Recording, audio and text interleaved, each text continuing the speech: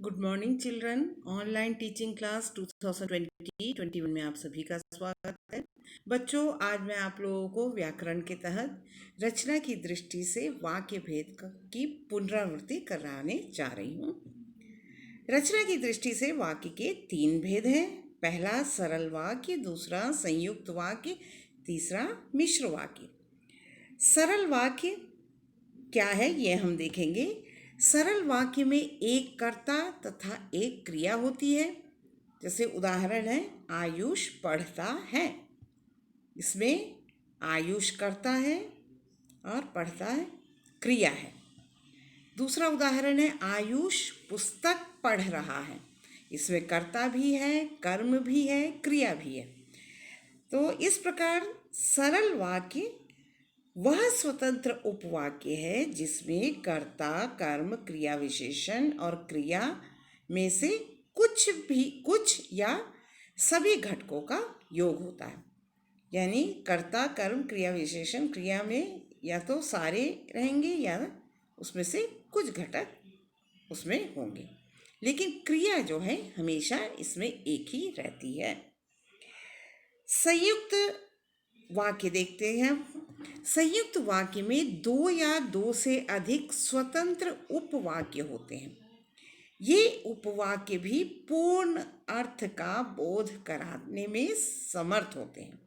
यानी 2 उपवाक्य होते हैं और दोनों पूर्ण अर्थ का बोध कराते हैं।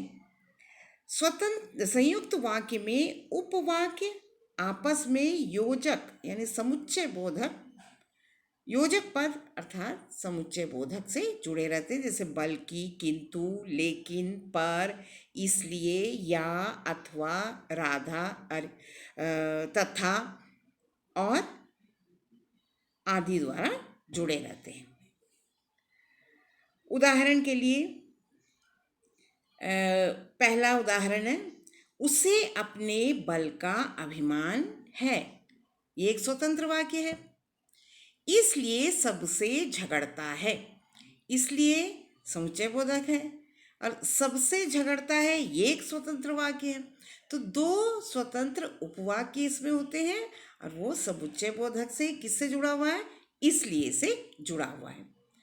उसने बस्ता उठाया, ये एक स्वतंत्र वाक्य है।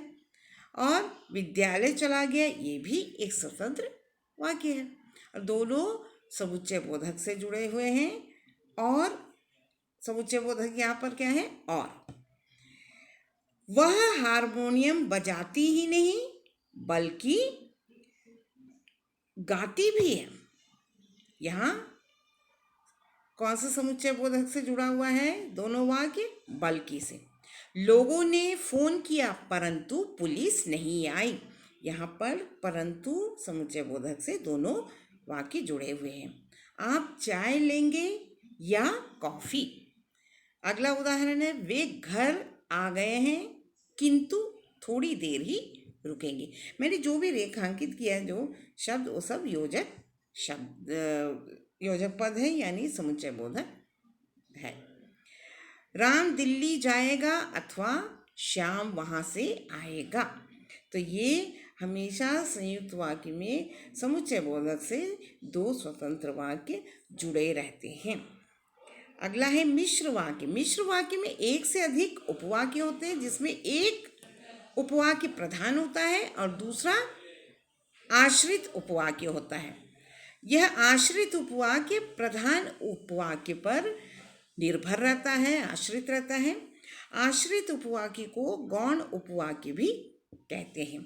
मिश्र वाक्य में उपवाक्य व्याधिकरण योजक द्वारा जुड़े होते हैं। जैसे कि, यदि, अगर, तो, जब, तब, जिसे, जहाँ, जिसने, जिसको, जो, जिन्हें, जैसे, हालांकि आदि। तो ये सब शब्द जिसमें आएंगे मतलब वो सब मिश्र वाक्य होंगे। उदाहरण के लिए, जो व्यक्ति परिश्रमी होता है वह उन्नति करता है। इसमें एक प्रधान उपवाक्य भी है और एक आश्रित उपवाक्य भी है। मैंने कहा कि वह मेरे साथ चले। जब तक साहिल घर पहुंचा तब तक उसके पिता खाना खा चुके थे। अगला उदाहरण है, जो व्यक्ति सड़क पार कर रहा था वह बस से टकराकर गिर गया। जब संकट आए तो हमें घबराना नहीं चाहिए। तो ये सब जो है मिश्र वाक्य के उदाहरण थे। आप लोगों को सबसे पहले ये याद रखना है, जैसे व्याधिकरण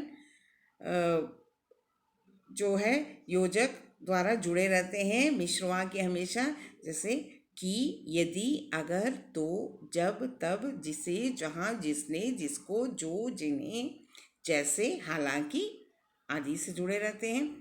इसके अलावा आप लोग संयुक्त वाक्य भी जब बनाएंगे, जब पहचानेंगे, तो उसमें ये देखना है कि समुच्चय बोधक से ही जुड़े रहते हैं दो स्वतंत्र वाक्य, जैसे बल्कि, किंतु, लेकिन, पर, इसलिए, या, अथवा, तथा और आदि।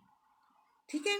और उसके अलावा ये सरल वाक्य मतलब साधारण वाक्य, सिंपल सेंटेंस, उसमें एक कर्ता होता है और एक क्रिया होती है। एक ही कर्ता होता है उसमें और एक ही क्रिया होती है। अब अगली कक्षा में मैं आप लोगों को वाच्य के बारे में बताऊंगी, उसकी पुनरावृत्ति करवाऊंगी, और उसके अलावा मैं कुछ उदाहरण भी आप लोगों को दूंगी, गूगल फॉर्म के ज़रिए दूंगी, तो आप लोग उसको हल करके मुझे भेजिएगा। जितने भी रचना की दृष्टि से वाक्य है, 3 प्रकार है, उनका मैं पुनरावृत्ति करवाऊंगी। अब आगे की कक्षा में हम वाच्य भी पढ़ेंगे। वाच्य का मैं पुनरावृत्ति करवाऊंगी आप लोगों को।